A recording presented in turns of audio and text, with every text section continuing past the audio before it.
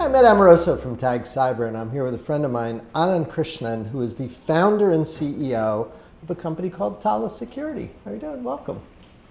Thanks for having me here. Oh, you bet. I'm glad you came. Hey, we're going to get into a whole bunch of topics related to the platform and technology, and I also want to hear about you. But just in a sentence or two, share with us what Tala Security does, and then we can dig in a little bit. So Tala is a startup, and we're focused on protecting enterprise websites and web applications against advanced attacks. Where are you guys located?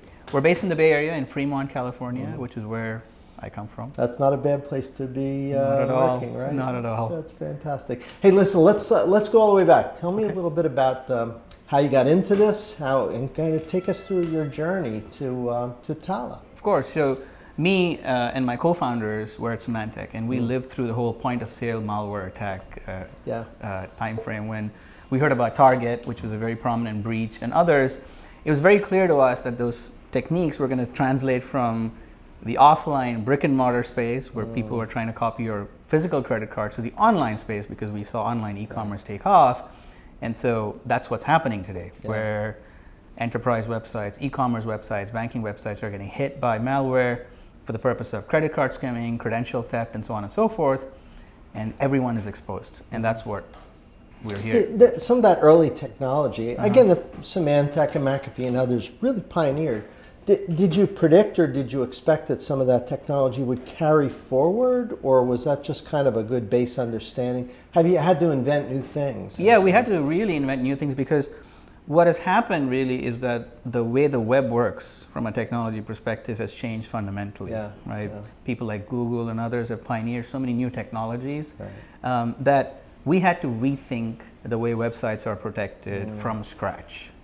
We couldn't leverage some of the old techniques. Of course, what we did was, when we started the company, we looked at what it would take to solve this problem, and we knew, for example, that certain approaches that were used in the past, for example, a web application firewall type approach, wouldn't work, wouldn't translate into the new web, into the new world of the web, where you have like supply chains, supply chain attacks, and a lot more stuff is happening in the client browser. So we learned from that, but we knew that we, in many ways, had to reinvent web security from the ground up. A lot of people very quickly latched on to protecting servers and having very server-centric, infrastructure-centric solution.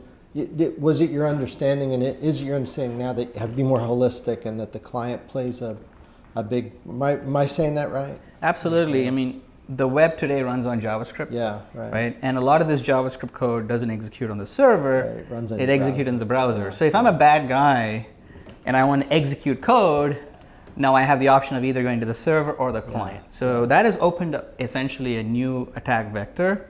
And so the attackers are trying to get malicious code to execute right in your PC or mobile browser. And so again, you had to reinvent, because what applied on the server no longer works on the client side. So in recognizing the problem, did you just one day say, you know what, I quit, I'm starting a company? It takes a lot of guts to start a company. What was the story? How was the Well, I was blessed with the fact that I had a tremendous team to start with. We all saw this opportunity. We looked at the way the web was architected. We just could see that these attacks are going to happen. So it was fairly obvious to us when we saw the problem that needed to be solved. And we also looked at the way security companies were thinking about this problem. And website security actually hasn't really moved much in the last 10, 15 years. Things like WAFs and SSL certs were invented about 15 years ago. So it was fairly obvious. So once we found the problem, and I knew I had the team, then it was like, okay, bye-bye Symantec. Wow. So you set up shop. How long have you guys been in business? Coming up to 3 years now. Wow. Yeah. That's a long time for a startup, actually. Get you through those. I've learned so much, honestly, in the last. I think I've learned more in the last 2 years than I did in the last 20 years of my professional life. Well, that's fantastic. Now let's talk about the platform. So I want to say client-side WAF, but that's probably understating what it is you guys do. So when people ask about the platform, what's a good way to describe how you deal with the problems you just shared? I think the reality, Ed, is that people are just starting to wrap their heads around the problem itself. Frankly, lack of awareness is one of the biggest challenges we have as an industry. So the work you're doing is quite amazing in that respect. So client-side WAF may not be the best way to describe us, but it is a good way to I always describe us. struggle when I'm thinking about Exactly. that. Maybe that's why there haven't been a lot of solutions there. It's not an obvious category. Yeah, so the client-side WAF analogy works because at some level, the WAF was built for a server-heavy world, and we are built for a client-heavy web, right? And so in that sense, it makes sense. So what our platform does, and we provide a comprehensive solution that protects essentially modern web applications and modern websites that are increasingly dependent on a very large supply chain of services, as well as client-side execution against a whole range of attacks. Anything from cross-site scripting to, let's say, a Magecart type attack, or clickjacking, iframe injection, things that could essentially steal your users' credentials, steal their credit card information, perpetrate, let's say, XSS attacks or cross-site scripting attack. Could be maybe a user going to your e-commerce site and sees a competitor ad. All of that could bring down your e-commerce business, could steal credentials of your users and credit card numbers. That's what we protect against. The PII, I mean, people type all kinds of pretty sensitive stuff. It's right very into scary, forms. yeah. Essentially, the way these attacks, in the last couple of years that we've seen, the way they work, anything that a user types in a browser, mobile or PC, is fair game. It can be skimmed fairly easily if the attacker manages to put malicious code into the browser. The browser today has absolutely no way of determining whether that code is good or bad. Yeah. Now, you personally and your team took me through the details of this Magecart group. And I blogged about them. I'd been peripherally aware, but I never really knew how serious it was until you took me through kind of some of the things they were doing. Tell us about the group and how that attack is mitigated. Yeah, so Magecart or Magecart. Is that how you say it, Magecart? Again, like the terminology for what we are, the platform, even that has. I'm a guy from New Jersey. I say Magecart, but Magecart. The origin of the term comes from Magento, which is a very popular e-commerce platform, and the attackers were initially going after the Magento platform. Makes sense. They broadened their attack surface a lot more. It's a group of hackers. Yeah. It's an umbrella term for a group of hackers, and their primary objective so far has been to steal user credit card information from e-commerce and online retail sites. And research has shown that about 5,000 enterprise websites are getting hit every month. The attacks have been variously called form jacking, website skimming, and so on and so forth. Their attack techniques have changed and become more sophisticated somewhat, but the one vector that they use is JavaScript. So they somehow compromise the website and put malicious JavaScript code so that when you're going to your e-commerce site, purchasing something and entering credit card information, that JavaScript code captures all of that information and exfiltrates it to a drop server. And they've been pretty successful. They've been around for a while. Unfortunately, they're very successful. But again, if you look at the state of the web today and the way websites are secured, you wouldn't be surprised. Essentially what has happened is, because of the incredible growth of e-commerce, so many of these enterprises are focused on building their customer base. There's an incredible competition for eyeballs. So enterprise websites started getting packed with all these third-party services.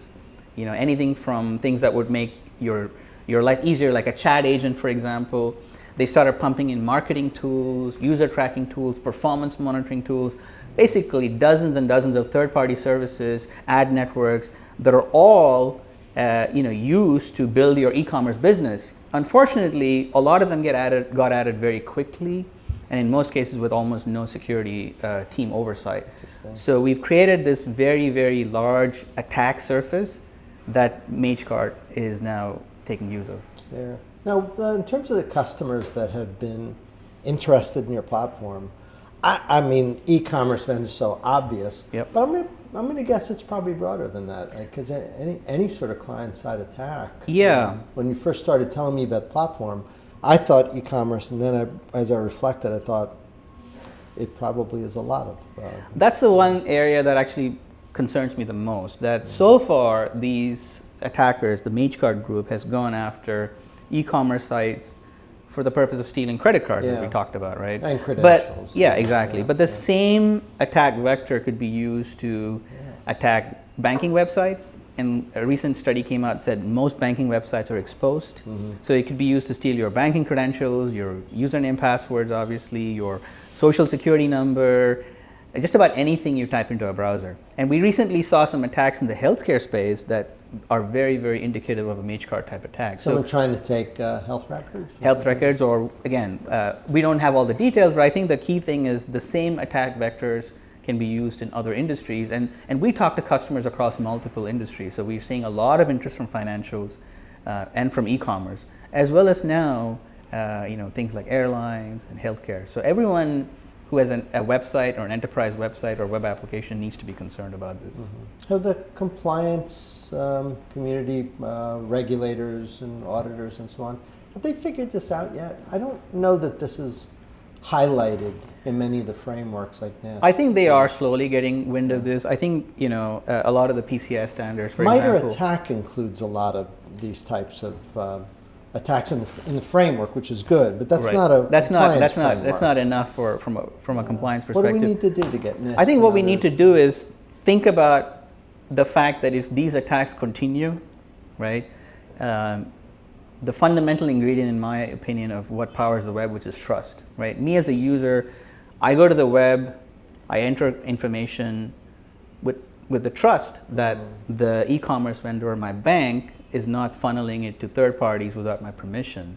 And if it ends up in a bad actor, then that's going to essentially slowly erode trust, which is going to have a direct impact on e-commerce and a lot worse. So I think that standards like PCI and others have to look at how do we reestablish trust.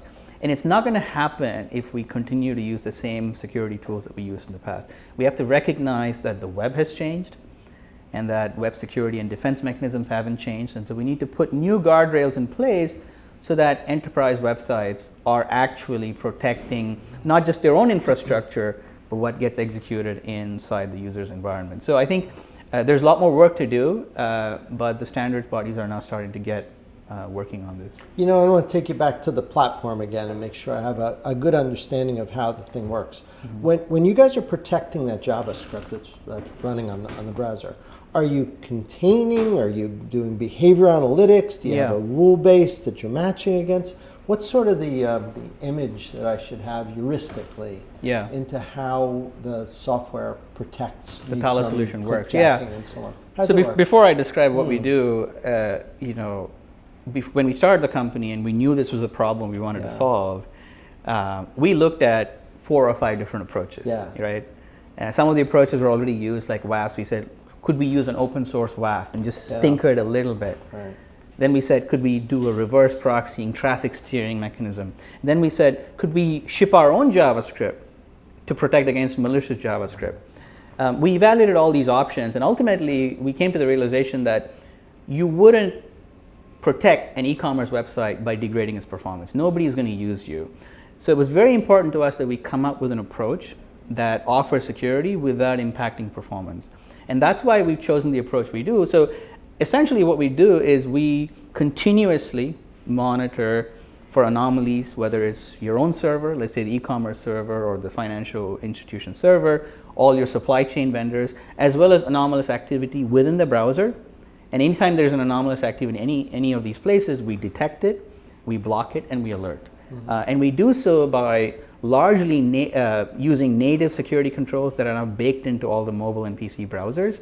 We activate them, and we completely automate this whole process such that an enterprise website today that is exposed to things like Magecart, within a matter of minutes, could have the ability to detect, block, and alert against these attacks. So I'm an analyst. I'll get kicked out of the union if I don't ask. Do you introduce any impedance into the process, performance, or functional sort of issues that? Because that is an active engagement. Yeah. What are some of are there some negatives? I think that, if you think about impedance or friction or performance issues, there are 2 questions, I think, which are equally important. A lot of people tend to focus on the speeds and feeds and say, hey, what kind of latency do you introduce? And we offer like a millisecond or less right now and constantly improving, which is almost imperceptible to the user. The second more important question is, what kind of impedance and friction do we offer the organization, do we introduce into the organization? Because every organization has their own workflow. The marketing team does something, the operations team does something, security team does something else. And what we've done is we packaged all this technology that I described to you in an installation process that takes a matter of minutes, which means that you don't have to go around getting rubber stamps and approvals from all these different parts of your organization. If you're a security person and you want to get your enterprise website to the next generation, you could do that without bugging your developers. There's no need to change your application. You don't have to even bug your operations team, because now we're offering middleware-based options. So, we had to think not only about the latency in terms of speeds and feeds, but also think very, very carefully about how do you make this operational. And so our installation process is a one-time install. You can be up and running in minutes, actually. You have a plan for mobility and a 5G enabled future where people are using the devices more often? What's the plan there? Yeah, what we're seeing is our platform already works on both the PC web and the mobile web, I see. As well as progressive web applications that use a browser-based solution. And we're seeing a lot of this, actually. There's a lot of fatigue when it comes to downloading mobile applications, native mobile applications. It's very hard to get people to download your native app. And a lot of discovery, especially in e-commerce, doesn't happen in your native app, it happens on the web. So the reality is mobile web is actually very, very important. It's a large percentage of worldwide traffic. And so our solution already scales to the mobile web. That makes sense. Let's talk about the future. What do you see in store for organizations that are using the web to do business and everything becoming software defined and increased complexity in a lot of the things that are happening? Do you see the attacks getting more intense, or maybe the opposite? Maybe with Tala Security things get better. I don't know. What do you see on the horizon? Yeah, I think unfortunately I'd say in the short to medium term, we are going to see a lot of these attacks, worse. And it's going to get worse. And there are lots of reasons. Afraid you were going to say that. Let me tell you at least my opinions on what's happening. Right, number one, lack of awareness. This is the biggest problem we face as an industry. As I mentioned earlier, enterprise websites kind of ballooned into this kind of supply chain oriented approach, and a lot of people are not aware of how exposed they are. And sometimes when you talk to these security people and describe things like a Magecart attack, they come away thinking, oh, this is not my problem, this is happening in the browser. Some of that is changing because of work that you're doing, vendors are doing, but also, British Airways, for example, last week got fined almost 230 million, right, because of these kinds of attacks, which led to loss of credentials. So awareness is growing, but not fast enough. Because what's happening is the bad guys, their techniques are evolving continuously. We have seen automation, where Magecart was able to breach, let's say, 17,000 websites in one fell swoop. We're seeing a lot more availability of this malicious stuff, this JavaScript skimming code. You can purchase it on the dark web for a few dollars. So the weaponization on the bad side is increasing a lot more rapidly than awareness. That's one problem.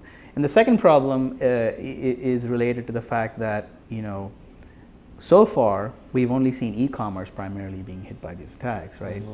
And as I mentioned, these techniques can be used not only for e-commerce but other industries. Glad you say that. I agree with that. I think this is broader. Yeah, and we saw this play out in the point-of-sale malware business, right? They've been around for 6-7 years and they're still going strong, right? And then the third thing is economics. So one of the things that happened with point-of-sale malware, which I talked to you about in the beginning, is that the price of physical credit card data on the dark web has gone down a little bit. Because it's hard to replicate physical credit cards with the chip technology that people have. So the attackers have said, hey, I won't put malware on a point-of-sale terminal. I'll just go after the point of payment on the website. And the price of that, which is called CVV in the dark web, is almost tripled, right? So the or go after adjacent stuff like medical records, like you said. Exactly. Those are still pretty valuable. So the economics, again, are all of these are indicating in the wrong direction right now.